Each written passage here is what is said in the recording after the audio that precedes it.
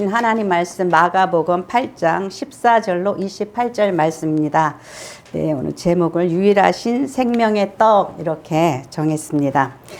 네, 이제 그 오병이어의 기적, 또 칠병이어의 기적, 오늘 말씀에 보니까 떡에 관한 이야기가 슬쩍 또 등장해요. 딱 한 번 배에 떡 한 개 있더라. 한 개가 아니라 사실 한 덩어리겠죠. 한 덩어리가 있더라. 이렇게 나왔어요. 그래서 우리가 이제 제가 이전에 말씀을 읽을 때에 오병이어 그것만 딱 이렇게 확대되어서 들어오고 칠병이어는 또 뭐야.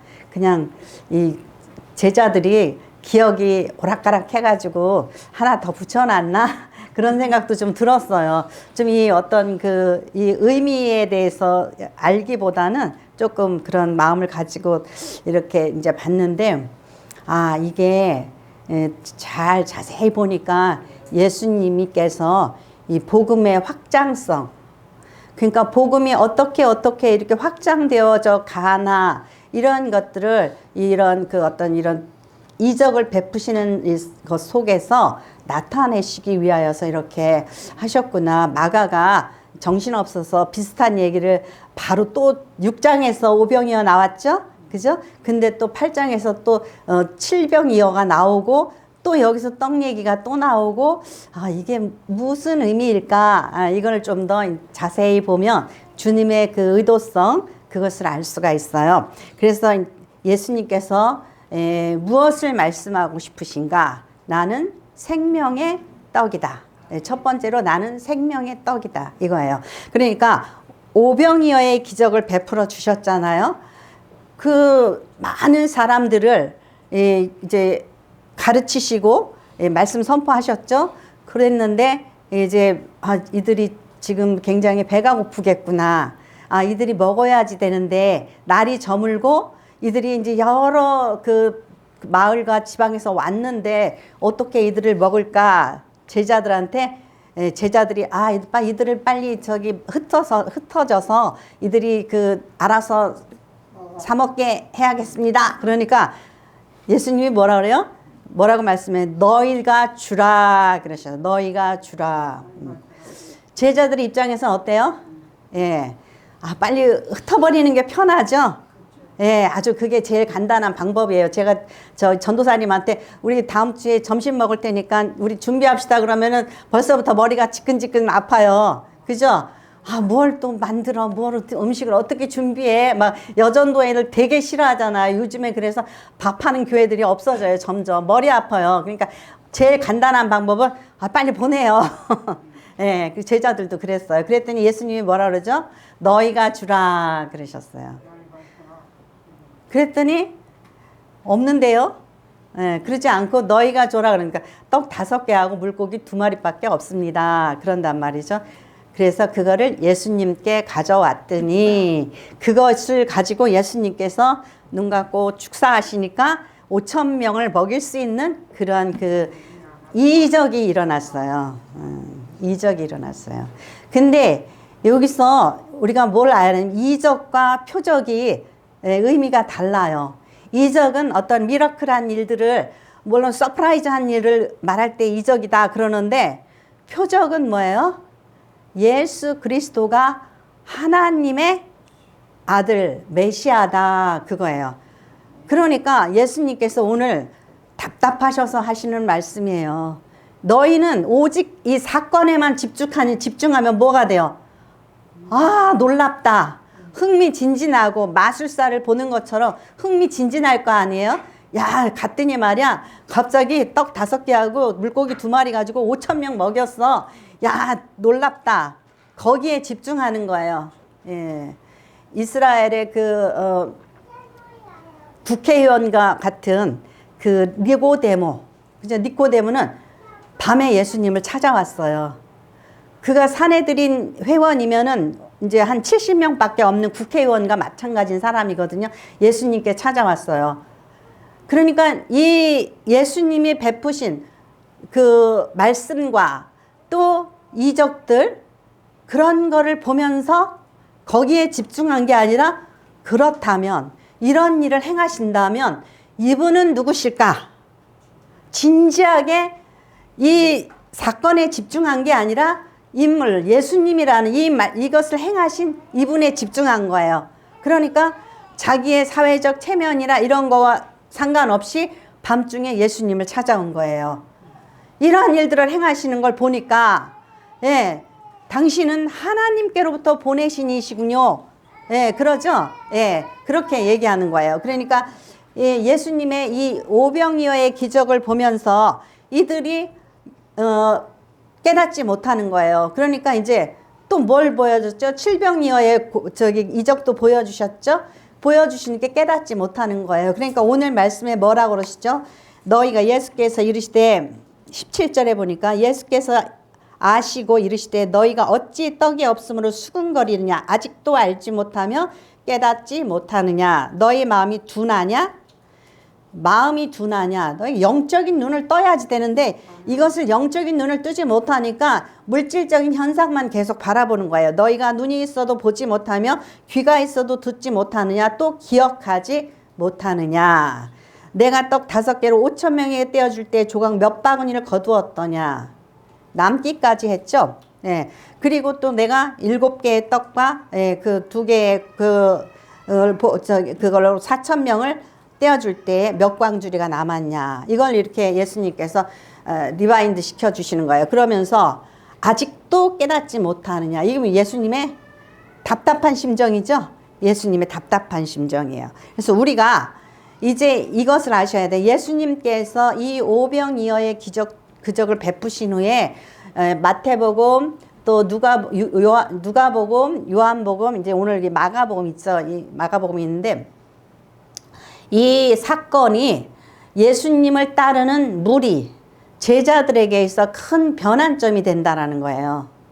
왜냐하면 이제 언제까지 예수님의 그 서프라이즈한 이적에 환호하고 열광하고 즐거워하는 이 무리를 그대로 둘 것인가?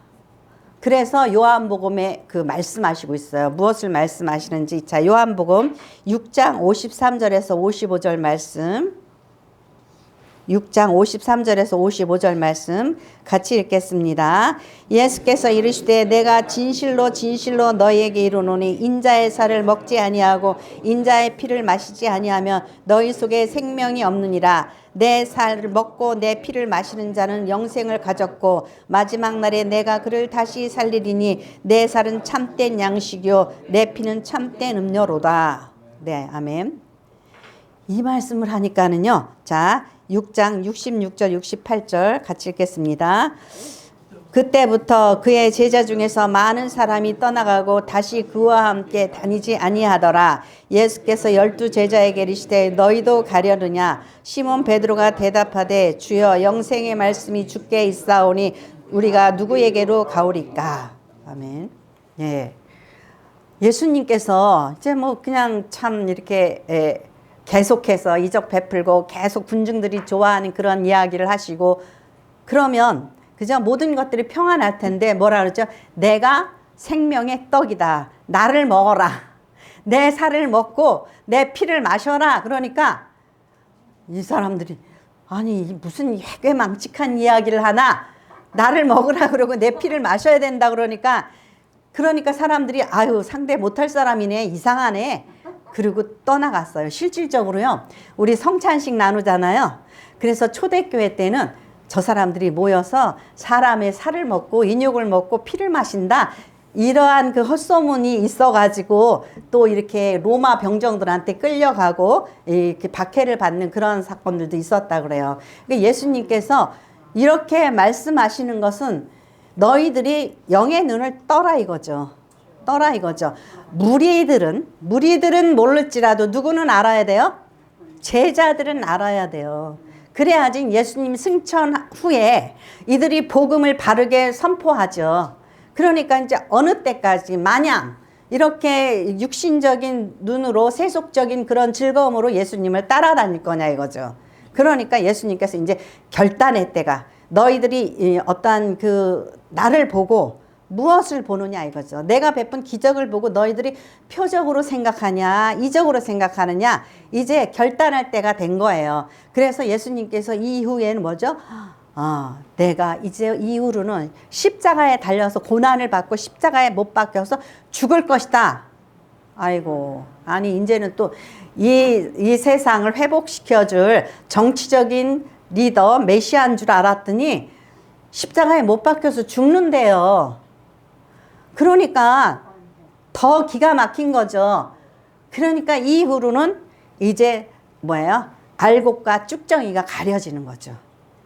베드로처럼 생명의 말씀이 여기 있는데 제가 어디로 가오리까?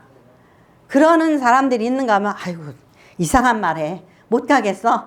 그리고 그냥 떨어져 나가는 거예요. 그러니까 오늘날 성도들도 기복적인 것에 매달려 있는 그러한 성도들이 있어요. 그러니까 전도할 때 뭐라 그러죠? 예수 믿어. 그러면은 뭐 잘 되고 뭐 사업도 잘 되고 자식도 잘 되고 막 이렇게 막 이러면서 그래요.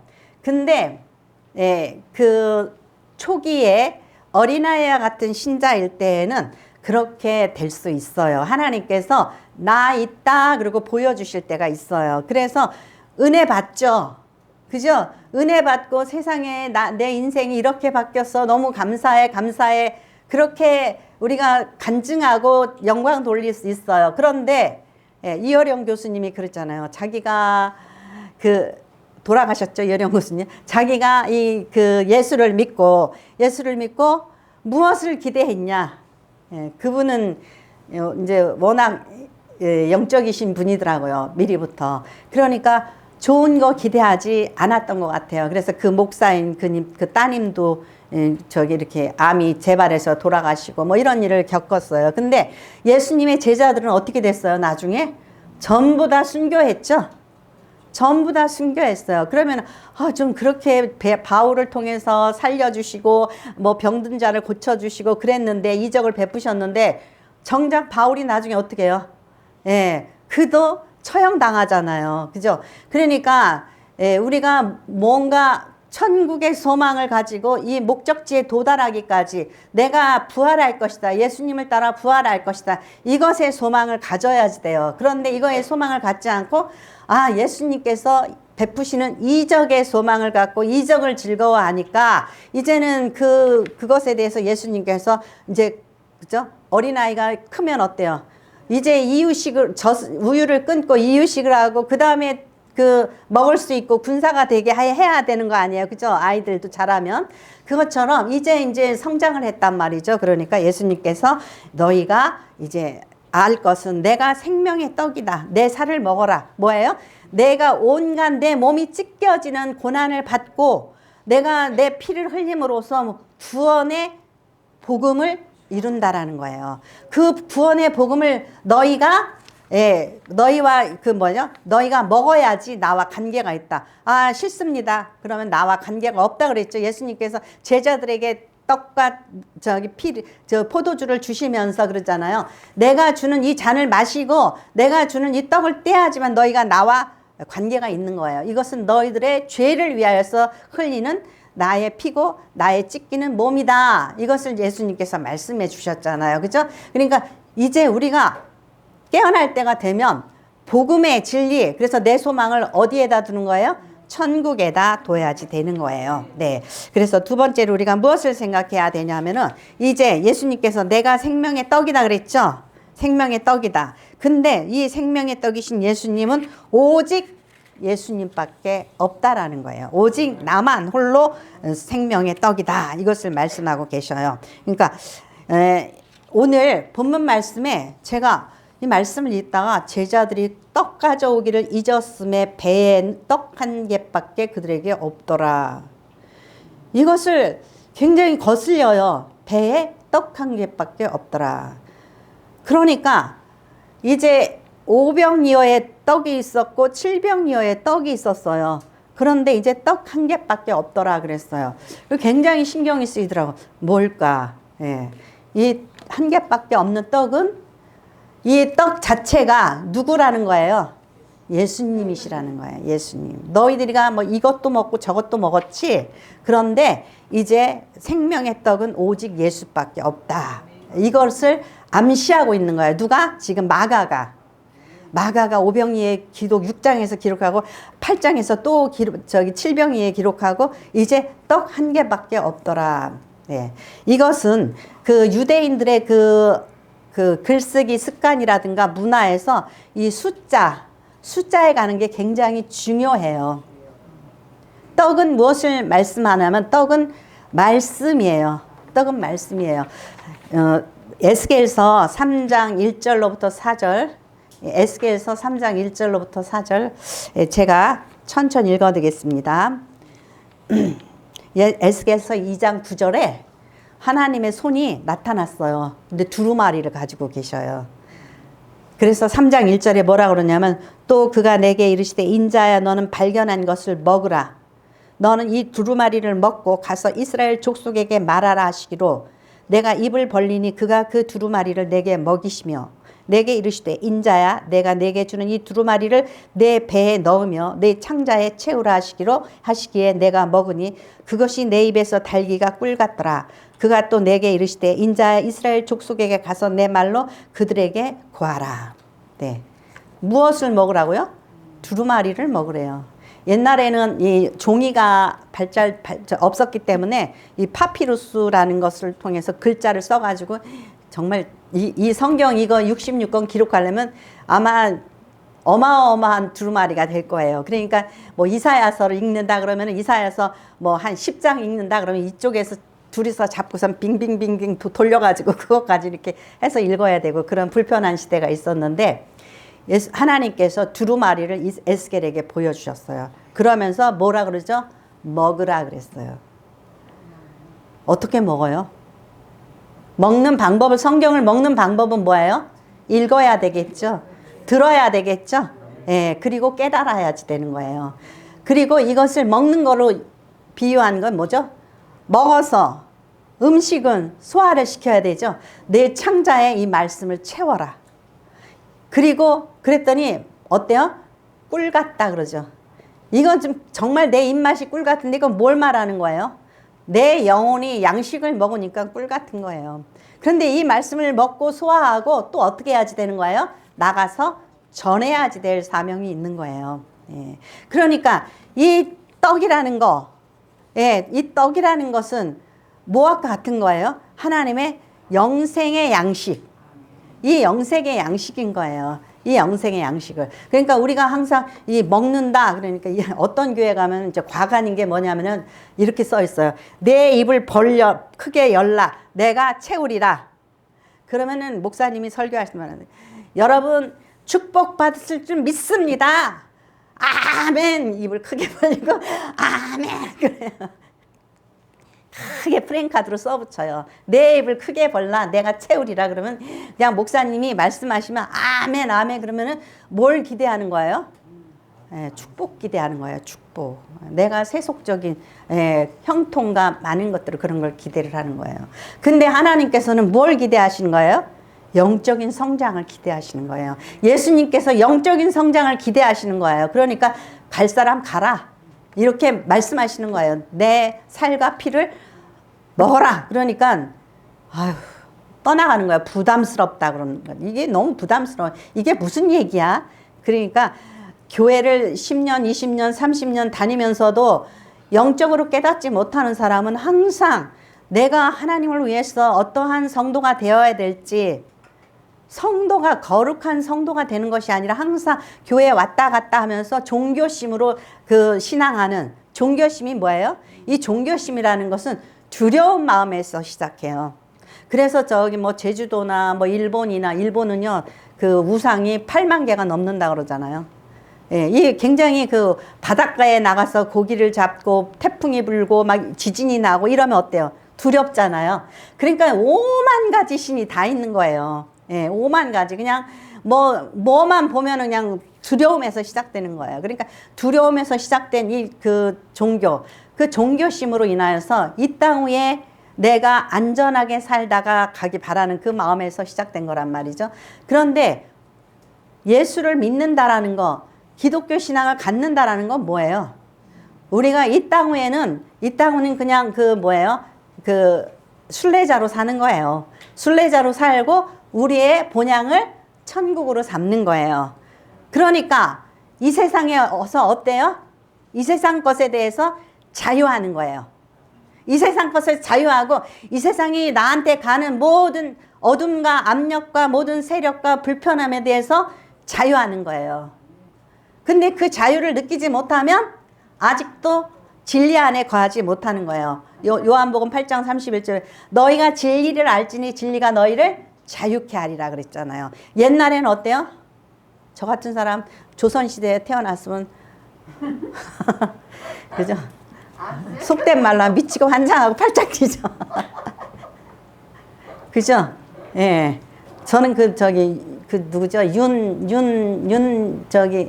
그 왕비 있죠. 그 윤씨 성가 저기 임금의 얼굴을 확 핥혀버리잖아요. 그럴 것 같아. 그죠? 왕이 막 그 후궁들을 갖다가 막 뭐 몇십 명씩 거느리고 막 그러면은 열받아가지고 아이 나 이거 왕비 때려친다 그러고 핥혀버릴 것 같아. 그죠? 또 장애자라 그래봐요. 그죠?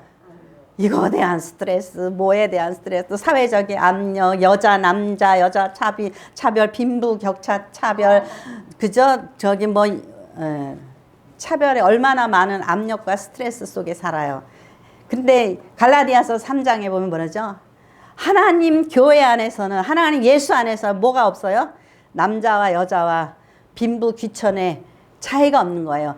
주인과 종과 차이가 없는 거예요. 그 자유함이 있는 거예요. 예. 그래서 이 땅에서 산다라는 것은 오직 우리는 잠깐 살다가는 순례자의 삶을 사는 거예요. 오직 진리이신 예수님만이 우리의 구세주고 우리의 안식처인 거죠. 그래서 여기서 떡 하나밖에 없다. 예수님이 뭐라 그러셨죠?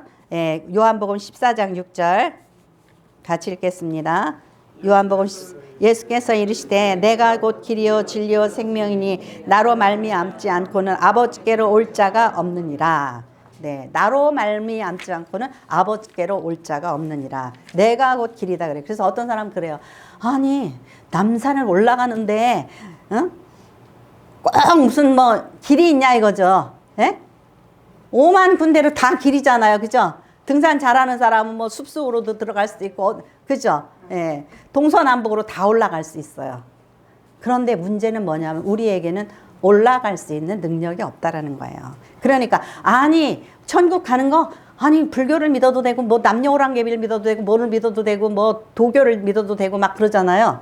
우리에게는 올라갈 수 있는 능력이 없다라는 거죠. 왜? 우리는 다 죄인이기 때문에. 내가 아무리 정말 거룩하고 정말 인자를 베풀고 사랑을 베푸고 산다 하더라도 우리의 그 속사람은 결코 우리에게 온전한 의를 이룰 수가 없다라는 거예요. 우리는 어떻게 해요? 예수 그리스도의 의를 덧입어. 우리의 죄사함으로 인하여서. 예. 그래서 그 예수님께서 우리에게 오셔서 요한 앞에 가서 그 세례를 받으시잖아요. 그러니까 요한이 뭐라 하냐면 보라 세상 죄를 지고 가는 하나님의 어린 양이로다 그랬어요. 보라 세상 죄를 지고 가는 하나님의 어린 양이로다. 이거는요 완전히 코페르니쿠스적인 전환이에요. 말이 안 돌아가네.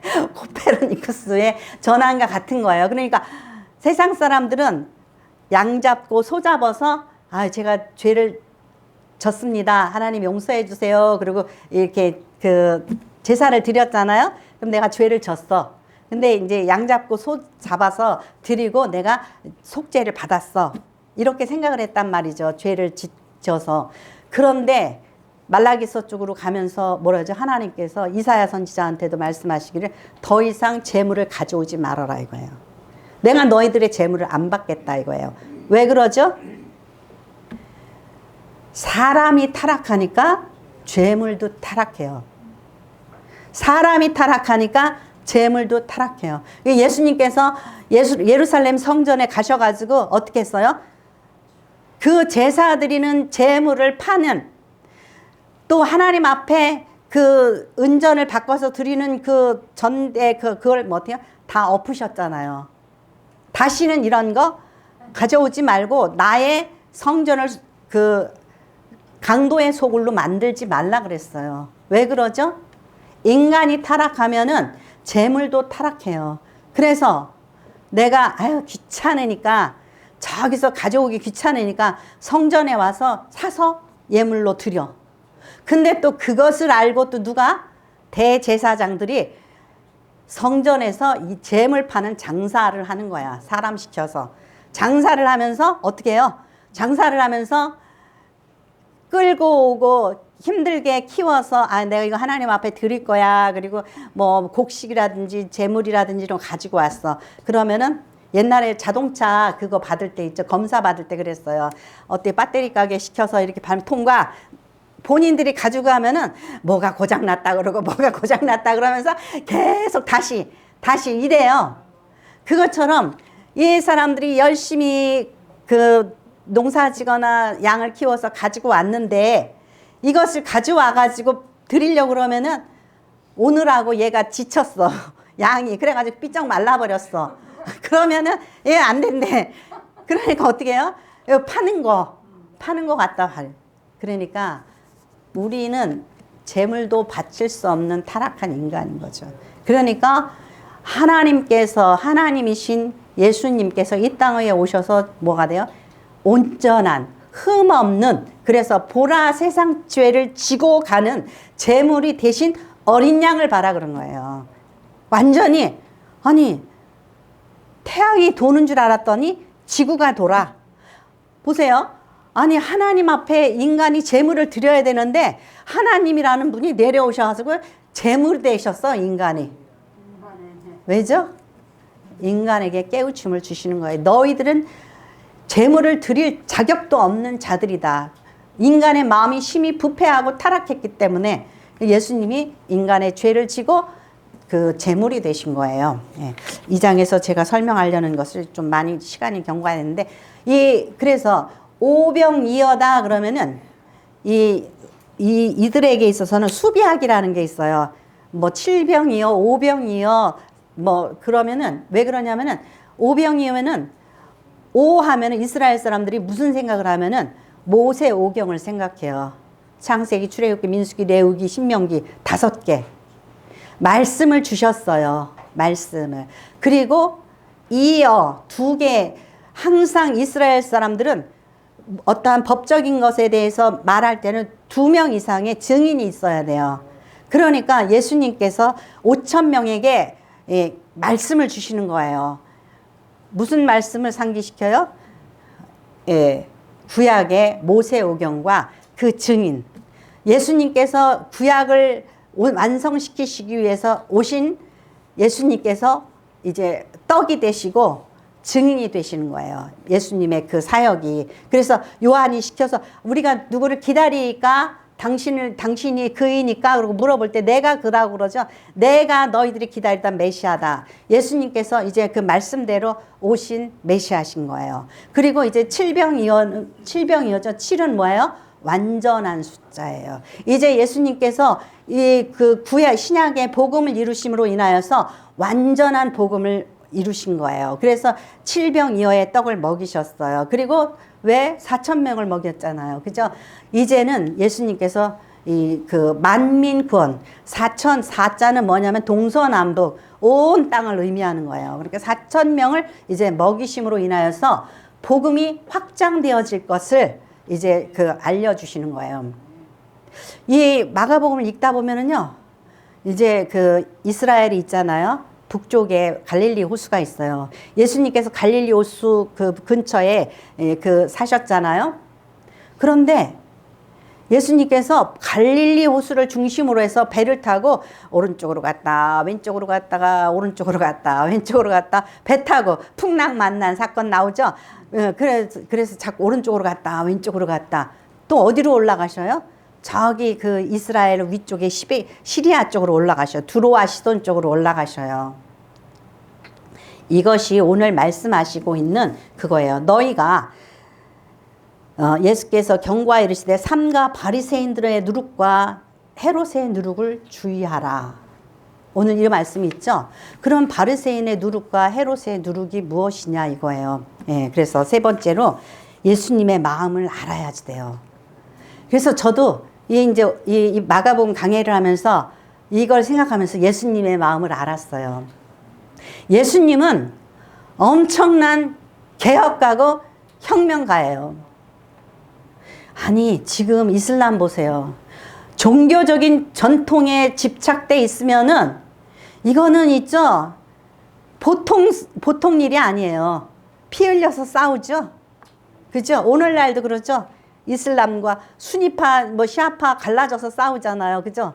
그리고 이스라엘 지금도 팔레스타인하고 하나님이 우리한테 이거 땅 줬단 말이야. 그러고 막 싸우잖아요. 그죠? 싸워요. 그런데 이러한 그 유대인들의 전통적인 그 신앙의 틀 속에서 지금 예수님이 오셨어요. 멋대로 오신 거예요? 말씀대로 오셨어요. 그런데 받아들이려고 해요? 안 해요? 메시아를 못 받아들이겠다는 거예요. 아니 메시아면은 좀 근사하게 오지 무슨 목수의 아들 그것도 이상해. 왜 그 미혼모에게서 태어나고 막 그죠? 그러니까 못 받아들이겠다는 거예요.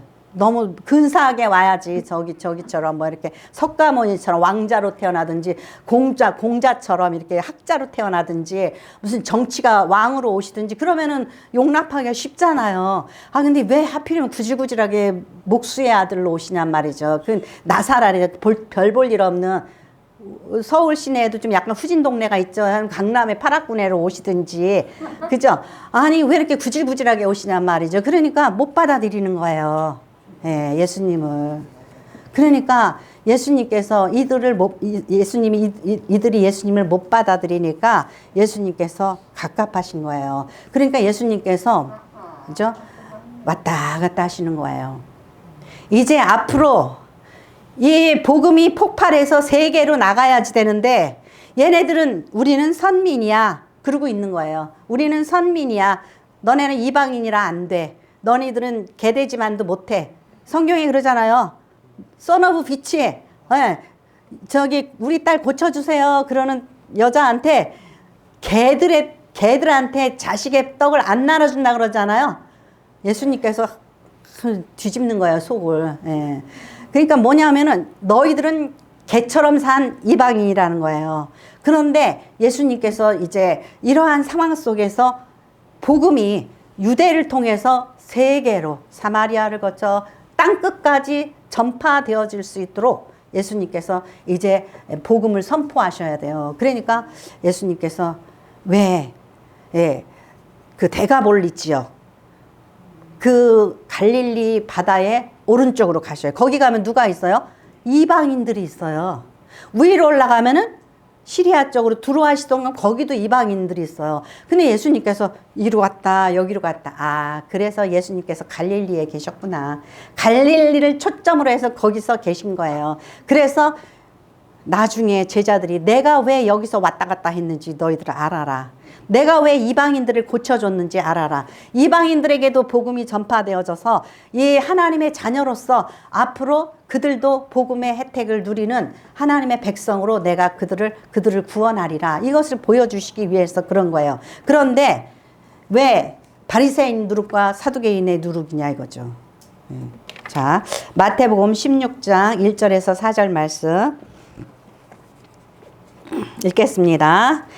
같이요. 바리새인과 사두개인들이 와서 예수를 시험하여 하늘로부터 오는 표적 보이기를 청하니 예수께서 대답하여 이르시되 너희가 저녁에 하늘이 붉으면 날이 좋겠다 하고 아침에 하늘이 붉고 흐리면 오늘은 날이 굳겠다 하나니 너희가 날씨는 분별할 줄 알면서 시대의 표적은 분별할 수 없느냐. 악하고 음란한 세대가 표적을 구하나 요나의 표적밖에 보여줄 표적이 없느니라 하시고 그들을 떠나가시니라. 아멘. 네. 이것을 잘 보세요. 마태복음 16장 이것도 마치 오병이어의 사건 이후에 예수님께서 이것을 물으신 것처럼 마태복음에도 이렇게 나오는 거예요. 그러니까 오병이어 사건 이후에 무슨 일이 있었냐면은 바리새인들이 예수님한테 나와가지고 막 힐난을 해요. 힐난하고 하늘로부터 온 표적을 보이세요. 무슨 그런 빵 같은 거 말고 당신이 메시아인 표적을 한번 보여보세요. 막 이러는 거예요. 그러니까 예수님께서 하늘이 붉으면 날이 좋겠다고 아침에 하늘이 붉고 흐리면 오늘이 낮이 굳겠다나 너희가 날씨는 분별할 줄 알면서 시대의 표적은 분별할 수 없느냐. 이게 뭐냐면요. 바리새인과 사두개인이 어떠한 태도를 가지고 있냐면은 이 종교적인 지도자로서 우리만 하나님의 선민이다. 그거예요. 그래서 나온 게 뭐냐면 예수님께서 탕자의 비유를 하신 거예요. 탕자의 비유는 누구한테 주신 비유예요? 탕자한테 주신 비유예요? 아니에요. 탕자의 형한테 주신 비유예요. 뭐냐 하면은 한 집에 두 아들이 있어요. 그런데 작은 아들이 아버지 저희 재산 주세요. 아유 아버지는 어떻게 재산 그 많은 재산 가지고 그렇게밖에 못 사세요? 주세요. 제가 나가서 멋지게 살 테니까. 요즘에 아들들이 그래요. 아들 있으면 골치 아파요. 달라고 그래요. 그래서 가지고 나와가지고 홀라당 다 써버리고 나중에 그냥 거지가 돼서 돌아오죠. 그랬더니 누가 싫어해요? 큰아들이 싫어하는 거예요. 그 큰아들이 누구예요? 유대인이고 바리새인인 거예요. 그래서 예수님께서 표적 달라고 그러니까 누구 표적? 요나의 표적. 요나가 누구예요? 하나님께서 요나에게 그렇게 말씀하셨어요. 너희는 가서 저 니느웨에 가서 복음을 전하래요. 뭐라고 전하냐면 40일이 있으면 너희가 망한다 그렇게 전하래요. 그러니까 요나가 아수르, 지금의 이락이에요. 아니 우리나라를 이렇게 못 살게 하고 이렇게 힘들게 하는 니느웨가 죽든지 말든지 망하든지 말든지 내버려 둬야지 내가 거기까지 가가지고서는 복음을 전하라고 못하겠다는 거죠.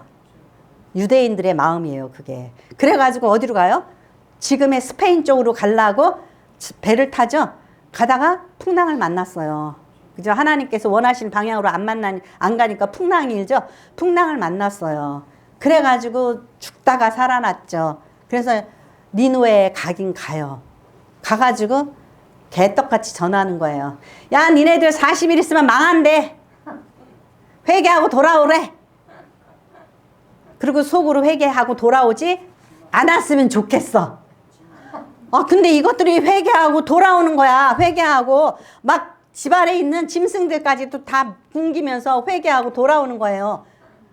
그래가지고 40일 돼가지고 망하나 안 망하나 보니까 아무 일도 안 일어나. 그러면서 이를 갈잖아요.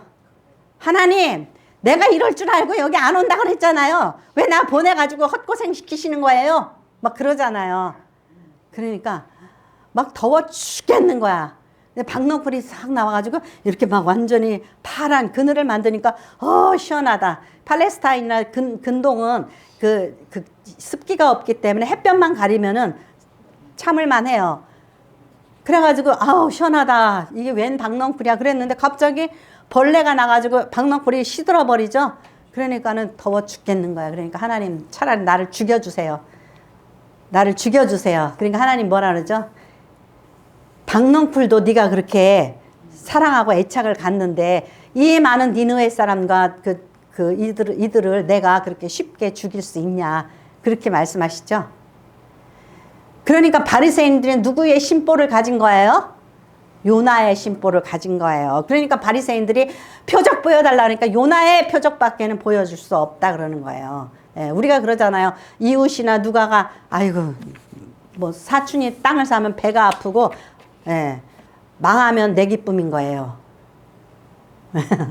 그죠? 이게 우리의 그 못된 심성이잖아요. 그러니까 바리새인들이 이러한 심보를 가지고 있는 거예요.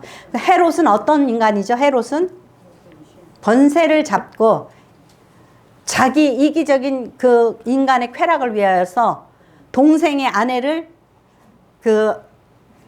빼앗죠. 그래놓고 요한이 비난하니까 요한의 목을 자르잖아요. 권력을 이용해서 자기의 유익을 취하는 이러한 헤롯의 그러한 헤롯과 같은 그 마음 보따리가 있다는 거죠. 그러니까 바리새인 같이 시기하고 질투해서 이 복음을 온 세상에 퍼뜨리고 싶지 않은 너희들의 심보, 헤롯과 같이 권세를 잡고 그 권세를 이기적인 목적으로 휘둘르고 싶은 너희들의 그러한 심보, 그러한 심보를 어떻게 해요? 그러한 심보를 본받지 말라. 그게 바리새인과 헤롯의 누룩인 거예요. 그러니까는 예수님께서 이제 그 배에서 떡 안 갖고 왔네 어떡하지? 그러고 하는 이 제자들에게 바리새인과 헤롯의 그 누룩을 조심해라. 그러면서 또 너희는 미련 곰탱이들이라 이거예요. 왜 이렇게 말씀을 못 깨닫냐? 영적인 해석을 못하냐? 그거예요. 그러니까 여러분들의 마음속에 나는 이제 정리를 합시다. 뭐예요? 나 은혜 받았어. 그래요. 은혜를 받았는데 은혜 받아서 감사했냐 이거죠. 은혜 받아서 하나님의 영광의 나라를 위해서 이제 하나님 그만 주셔도 돼요. 저는 이제는 어떻게 살든지 하나님의 영광을 위해서 나누고 헌신하고 봉사하는 삶을 살겠습니다. 저는 이제 하나님의 살아계심을 알았습니다. 하나님의 영광을 위해서 살겠습니다. 이러한 마음을 갖냐 이거죠. 헤롯의 마음을 갖는 거예요. 있는 자는 더 가지려고 그러고 이제 그 족한 줄을 모르는 거죠. 그죠? 이게 헤롯의 마음인 거예요. 그러니까 너희는 뭐를 나누라는 거예요? 복음을 나누라는 거예요. 삶을 나누라는 거예요. 사랑을 나누라는 거예요. 예수님께서 뭐죠? 너무너무 이 5천 명의 이들이 불쌍해서 안 불쌍한 사람은 어디에 있는지 아세요? 회당에 있어요. 우리는 하나님의 택하신 선민이다. 그리고 회당에 가서 말씀 듣고 그러죠. 그래서 예수님이 회당도 가보셨죠? 그랬더니 거기도 귀신 들린 자가 있었어. 그런데 무리들은 뭐예요? 무리들은 남녀노소 빈부귀천 가난한 자, 병든 자 이런 무리들이 온통 다 모여와 있단 말이죠. 그들을 어떻게 해요? 불쌍히 여겼다. 이 불쌍히 여긴다라는 이 말씀은 애통한다라는 마음이 있죠. 애간장이 끓는다 그러죠. 이게 뭐냐면은 이 장이 끊어지는 아픔을 느끼는 그런 고통을 느끼는 거예요. 저들을 불쌍히 여기는 마음을 예수님이 가져서 그들에게도 복음을 주시사 그들에게도 구원을 베푸시는 생명의 떡을 나누어 주셨다라는 거예요. 이적을 베풀었으니 너희가 그거에서 뭘 보라는 거예요? 나를 통해서 복음을 알고 생명을 깨달아서 어떻게 해요? 구원받으라는 거예요. 잘 먹고 잘 사는 게 아니라 구원받으라는 거예요. 그것을 깨닫는 저와 여러분이 되시기를 축원합니다. 기도하겠습니다.